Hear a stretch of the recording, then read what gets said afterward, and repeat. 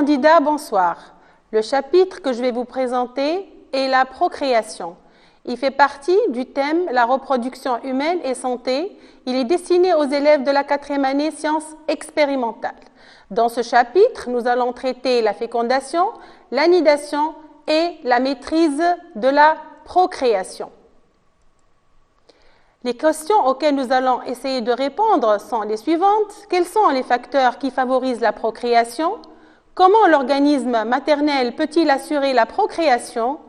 Et quels sont les moyens mis à la disposition d'un couple pour maîtriser sa procréation? La procréation est le mécanisme par lequel un couple parental donne naissance à un nouvel individu. Chaque individu qui naît provient d'une cellule œuf diploïde. Nous allons visionner ensemble une séquence vidéo qui montre les principaux événements qui mènent vers la formation de l'embryon. Le sperme émis dans le vagin de la femme lors de l'accouplement contient des millions de spermatozoïdes. Ces spermatozoïdes arrivent au niveau du col de l'utérus. Là, ils seront sélectionnés par la glaire cervicale, comme on va le voir.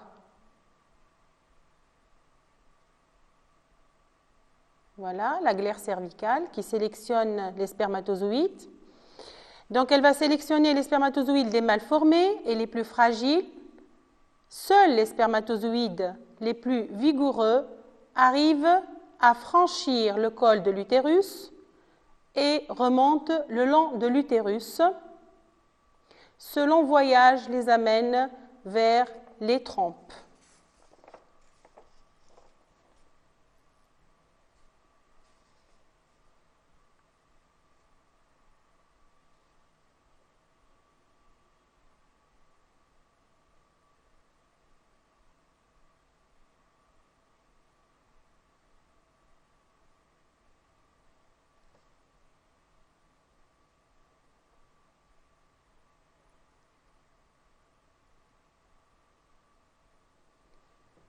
Au niveau des trompes, comme on peut les voir, le mouvement des spermatozoïdes est encore une fois freiné par les cils vibratiles qui tapissent les parois des trompes.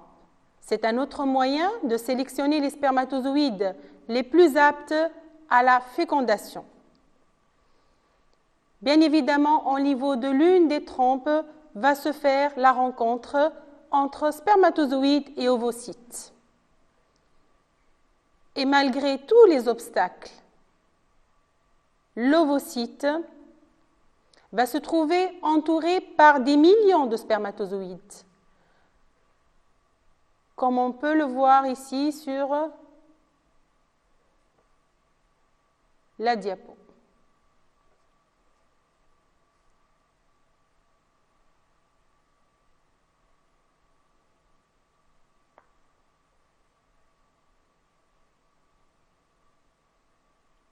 Cependant, un seul spermatozoïde va pénétrer à l'intérieur de l'ovocyte 2.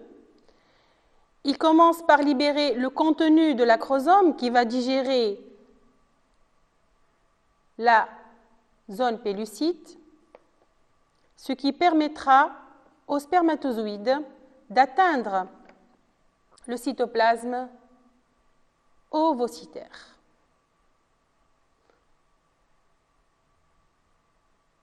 Donc, nous voyons ici déjà un spermatozoïde ayant franchi les parois de l'ovocyte 2. Et au niveau du cytoplasme ovocytaire, il se débarrasse de son flagelle et libère son noyau qui va fusionner au niveau de l'ovocyte 2. Dès la fusion des deux noyaux, la cellule œuf commence à se diviser tout en migrant vers la cavité utérine où l'embryon va s'implanter.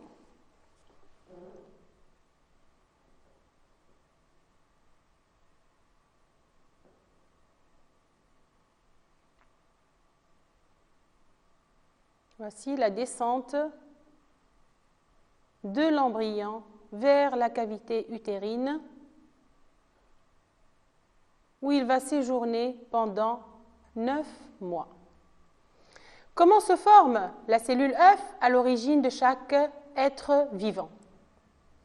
L'animation suivante va nous montrer un mécanisme important dans la procréation qui est la fécondation.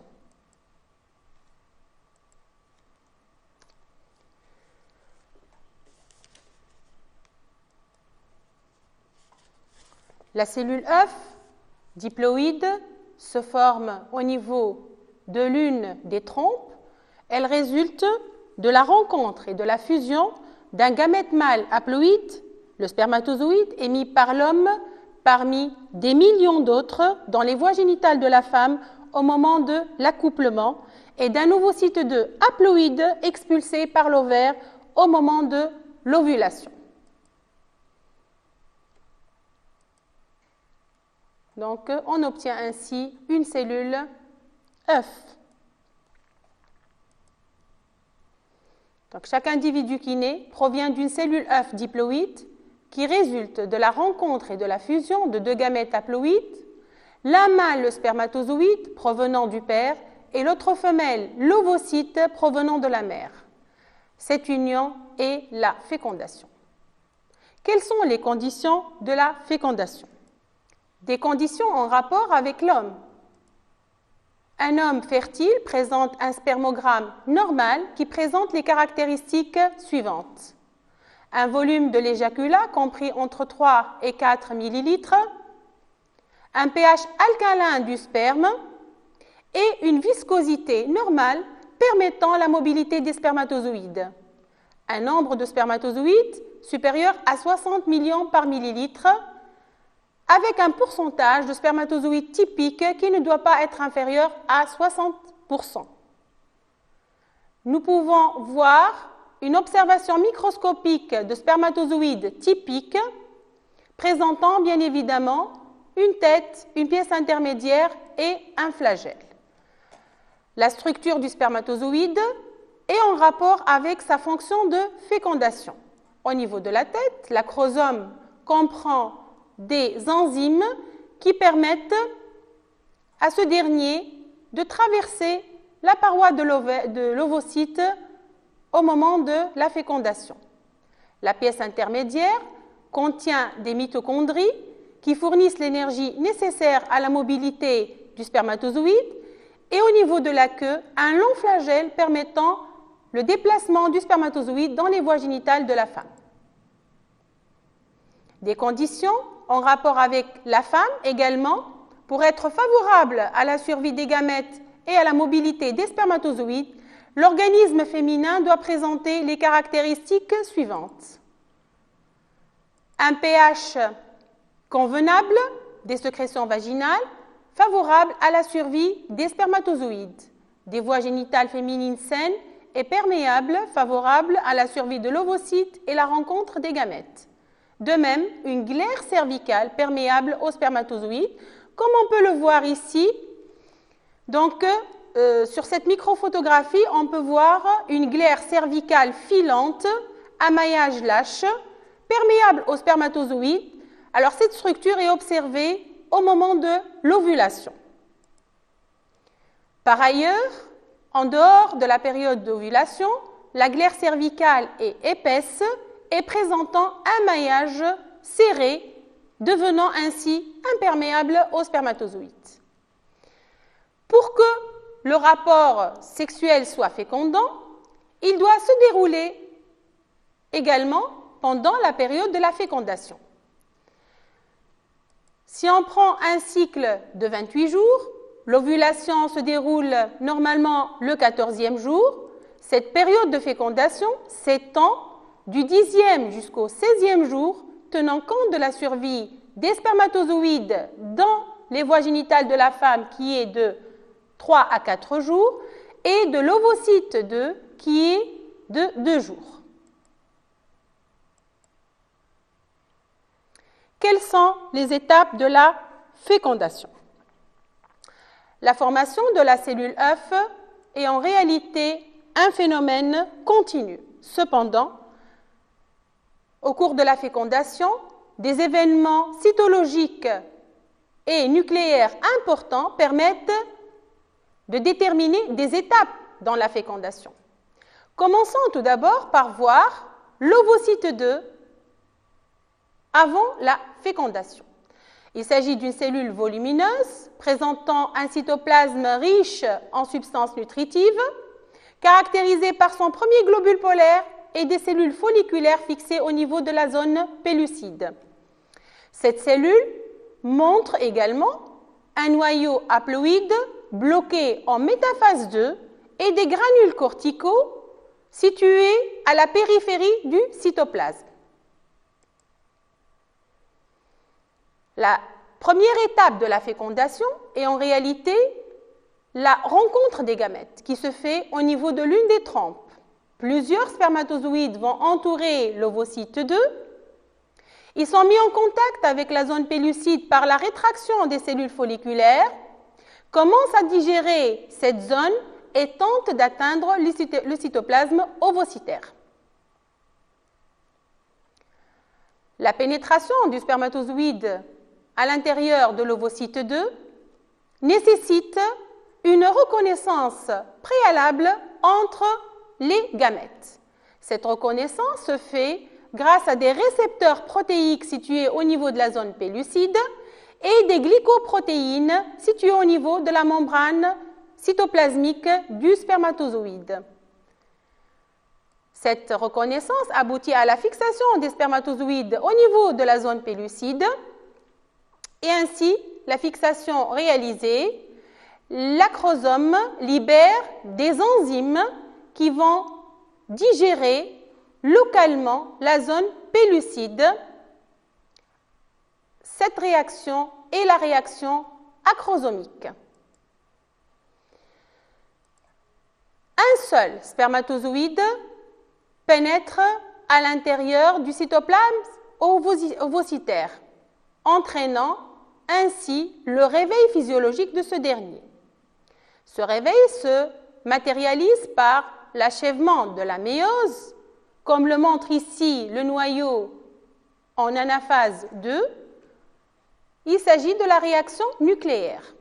Les granules corticaux, par exocytose, libèrent leur contenu dans l'espace péri-ovocytaire. Cette réaction est la réaction corticale. La réaction corticale permet la destruction des récepteurs spécifiques à spermatozoïdes, ces récepteurs protéiques, bloquant ainsi la polyspermie. Nous voyons maintenant le spermatozoïde déjà à l'intérieur de l'ovocyte 2, comme le témoigne la présence de son noyau. Il y a donc formation d'un pronucléus mâle, d'un pronucléus femelle. Le pronucléus mâle est reconnaissable grâce à la proximité de la stère spermatique. De même, ici, nous avons donc un pronucléus femelle qui est également haploïde. La formation des pronucléi s'accompagne par l'expulsion du deuxième globule polaire et la formation d'une cellule haploïde, l'ovule. Le pronucléus mâle et femelle se rapprochent, fusionnent, forment une cellule œuf diploïde. Cette cellule œuf va commencer immédiatement sa première division mitotique, comme l'annonce la duplication de la stère spermatique. Et en dernière étape, nous voyons déjà l'embryon formé qui montre 2 blastomères. Il s'agit d'un embryon au stade 2. Lors de la fécondation, chaque parent transmet à son descendant, par l'intermédiaire de ses gamètes, 23 chromosomes. La fécondation rétablit la diploïdie et donne une cellule œuf à 2n égale 46 chromosomes portant l'information génétique du nouvel être vivant. Quel est le devenir de la cellule œuf résultant de la fécondation? L'animation suivante nous montre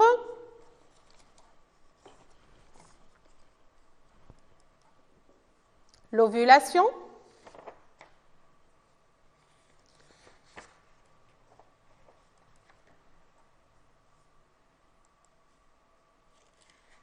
la rencontre des gamètes,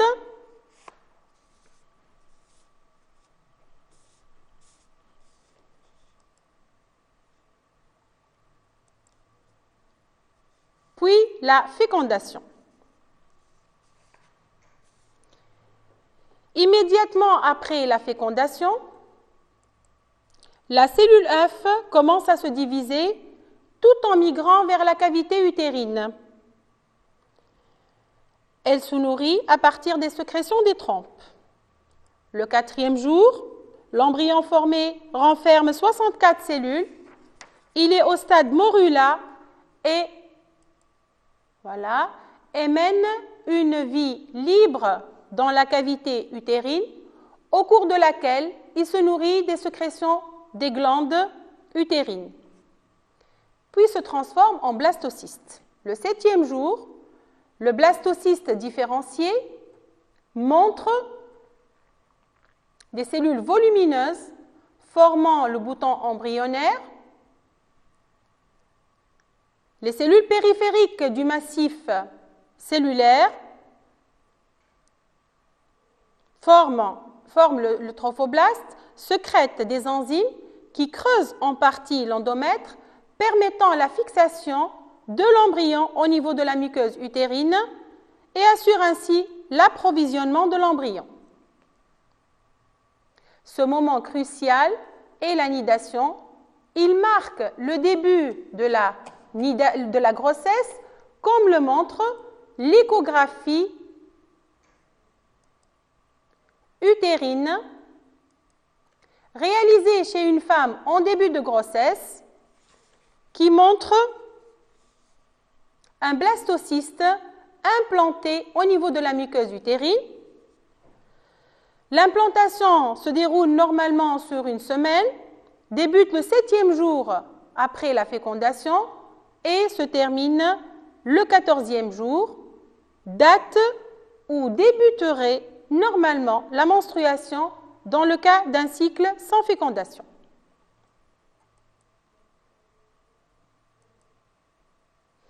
La nidation est donc l'implantation de l'embryon au niveau de la muqueuse utérine. Elle marque le début de la grossesse. Comment est assuré le maintien de la grossesse et la nutrition de l'embryon puis du fœtus? Nous voyons ici un embryon humain vers l'âge de 3 mois. Il se trouve dans une cavité amniotique et baigne dans un liquide amniotique. Il est rattaché par le cordon ombilical au placenta, qui est une structure fœtale provenant de la différenciation et du développement des cellules du trophoblaste. Le placenta est un organe d'échange entre le fœtus et la mère, comme le témoigne la présence des vaisseaux sanguins au niveau de cet organe.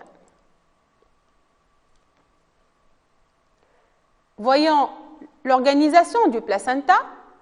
Donc, au niveau du cordon ombilical qui relie le placenta à l'embryon, nous voyons une veine ombilicale et des artères ombilicales. L'échange entre le sang maternel et le sang du fœtus se fait à travers la barrière placentaire, qui est une paroi mince présentant une grande surface d'échange grâce à la présence des villosités placentaires.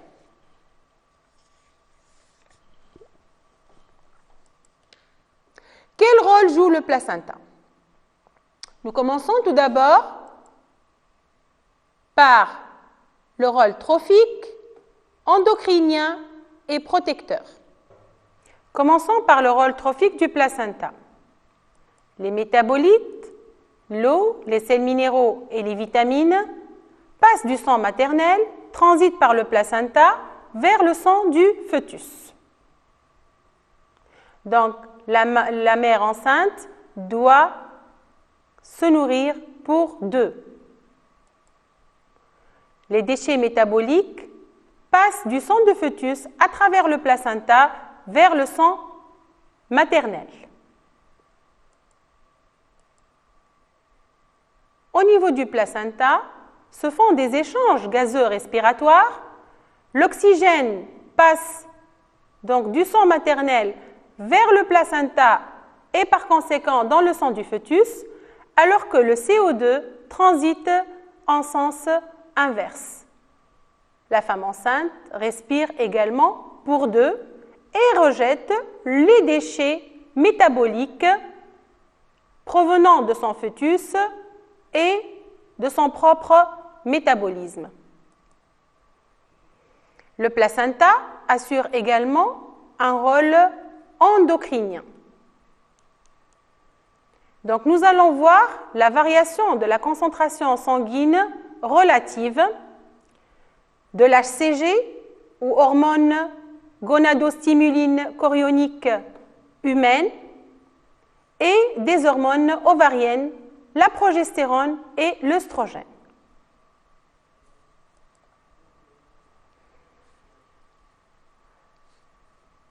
Au cours d'un cycle avec grossesse, on observe dès les premiers jours de l'anidation la sécrétion d'une hormone, gonadostimuline chorionique humaine, l'HCG, dont le taux augmente rapidement, atteint un maximum vers la 10e semaine après la fécondation. La concentration sanguine de cette hormone diminue ensuite rapidement et se stabilise à un taux faible et constant jusqu'à l'accouchement. Le taux des hormones ovariennes, progestérone et œstrogène, ne chute pas à la fin d'un cycle avec fécondation, continue à augmenter progressivement jusqu'à la 14e semaine, puis plus rapidement jusqu'à l'accouchement, date à laquelle le taux des deux hormones chute. Cette hormone nouvellement apparue dans le sang maternel, l'HCG, quel rôle joue-t-elle? Dès le début de la grossesse, le jeune embryon produit une hormone, donc l'HCG. Cette hormone a une action comparable à la LH hypophysaire, donc stimule le corps jaune gestatif et la sécrétion de l'œstrogène et de la progestérone, ce qui assure la persistance de la structure de l'endomètre utérin et la survie de l'embryon. L'œstrogène et la progestérone freinent par rétrocontrôle négatif la sécrétion des gonadostimulines par l'hypophyse. Conséquence, blocage des cycles sexuels, ovariens et utérins. À partir du 3e mois de grossesse, le placenta assure à lui seul la production de l'œstrogène et de la progestérone en quantité importante.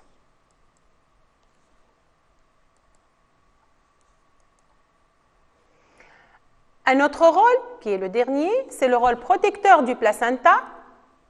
Le placenta est perméable à de nombreux anticorps maternels. Leur passage au fœtus lui assure une immunité contre certaines maladies au cours des premiers mois de grossesse. Le placenta s'oppose au passage de certains germes pathogènes et de substances toxiques, telles que les ions métalliques, la plupart des médicaments et des microbes. Malheureusement, certains microbes maternels et des substances tératogènes, dont certains médicaments, la nicotine, les drogues et l'alcool, et même des substances tératogènes d'origine environnementale, transitent à travers le placenta, passent au fœtus et peuvent causer des malformations congénitales. Ils peuvent également augmenter le risque de la mort in utero et de la mort infantile. Actuellement, la majorité des couples désirent planifier les naissances. Quels sont les moyens mis à la disposition d'un couple pour planifier les naissances?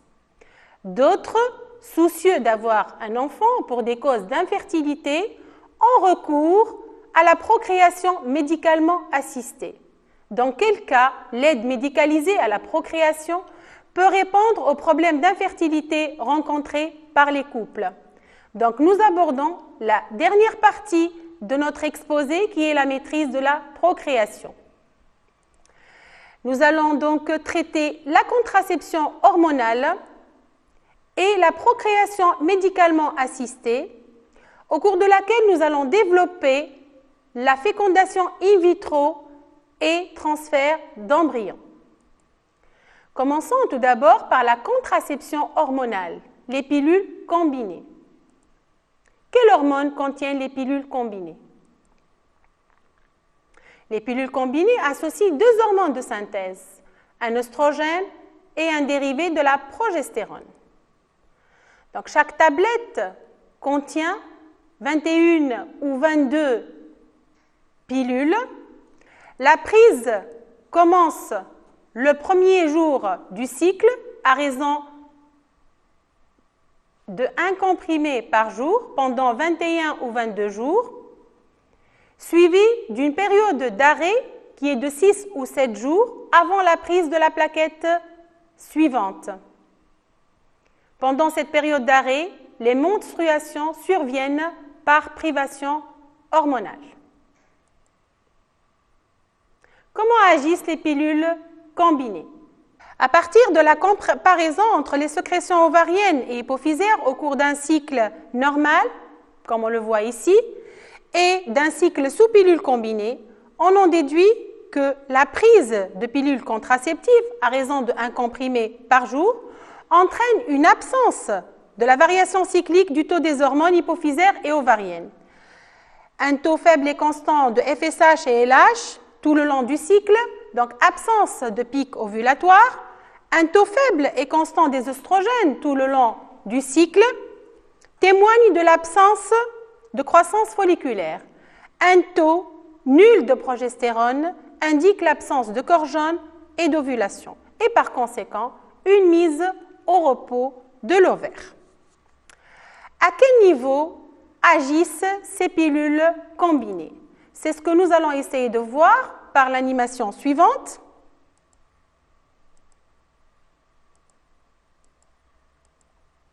Alors, au fait, les pilules combinées agissent à deux niveaux. Le premier niveau est le complexe hypothalamo-hypophysaire.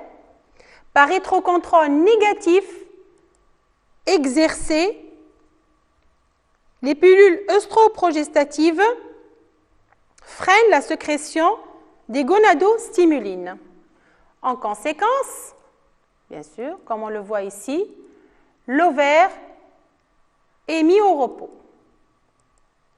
La croissance folliculaire est arrêtée. L'ovulation est également impossible en absence de pic de LH. Au niveau de l'utérus, les pilules œstroprogestatives ont une action anti-nidatoire car la muqueuse utérine devient impropre, sous leur action bien sûr, devient impropre à la nidation. De même, la glaire cervicale devient imperméable aux spermatozoïdes. Comment pallier à certains cas d'infertilité? Donc, on va aborder la procréation médicalement assistée. Depuis Louise Brown, premier bébé éprouvette, né en 1978, la fécondation in vitro et transfert d'embryons, appelée FIVET, s'est considérablement développée. Cependant, quelles sont chez l'homme et chez la femme les principales causes d'infertilité? Principales causes d'infertilité d'origine féminine sont les suivantes: des troubles d'ovulation d'origine ovarienne ou hypothalamo-hypophysaire, des troubles de réceptivité du sperme qui peuvent être dus à une absence de la glaire cervicale, une glaire infectée. Dans ce cas, l'ascension des spermatozoïdes ne se fait pas. Une glaire cervicale peut être également hostile aux spermatozoïdes du conjoint pour des raisons immunologiques. Également, l'infertilité peut être due à l'obstruction ou altération des trompes. Ces anomalies sont très souvent consécutives à des infections génitales. Dans ce dernier cas de l'obstruction des trompes, la FIVET peut être envisagées. D'autres causes, bien sûr, d'infertilité sont d'origine masculine, qui sont les suivantes. L'oligospermie, c'est-à-dire un nombre insuffisant de spermatozoïdes. On considère que le nombre de spermatozoïdes devient une cause de stérilité lorsqu'il est inférieur à 10 millions. La sténospermie, c'est un défaut de mobilité des spermatozoïdes. Normalement, il doit y avoir 50% de spermatozoïdes mobiles dans le sperme. La tératospermie qualifie un taux anormalement élevé de spermatozoïdes anormaux. Alors, nous allons voir ensemble quelques exemples de spermatozoïdes atypiques montrant deux têtes ou deux flagelles. Alors, nous passons maintenant aux étapes de la FIVET. Au cours de la FIVET, il y a un traitement hormonal usuel. Alors, ce traitement repose sur une injection d'un analogue de GnRH qui bloque l'activité de l'hypophyse et des ovaires, ainsi seules les hormones injectées contrôlent le cycle de la femme. Également, une injection de FSH du 15e jusqu'au 26e jour stimule la croissance de plusieurs follicules et la sécrétion des œstrogènes. Le même jour, le 26e jour, une injection unique de HCG comparable à la LH déclenche environ 48 heures ou 36 heures plus tard l'ovulation. Cependant, le recueil des ovocytes se fait par ponction ovocytaire. Quel est le devenir des gamètes prélevés? Nous allons voir une petite animation qui va nous montrer ce que deviennent les gamètes prélevés chez la femme.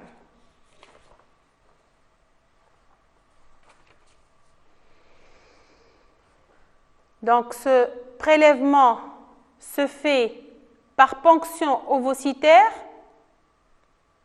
qui se fait également sous contrôle échographique.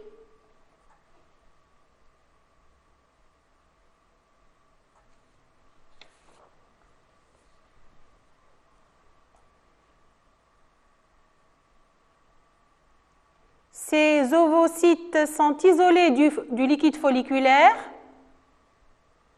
et sont mis au contact avec des spermatozoïdes qui ont été capacités au préalable. 24 heures plus tard, on obtient des embryons au stade 4 ou 8 cellules. Les embryons jugés les plus aptes sont transférés dans l'utérus à l'aide d'une fine canule.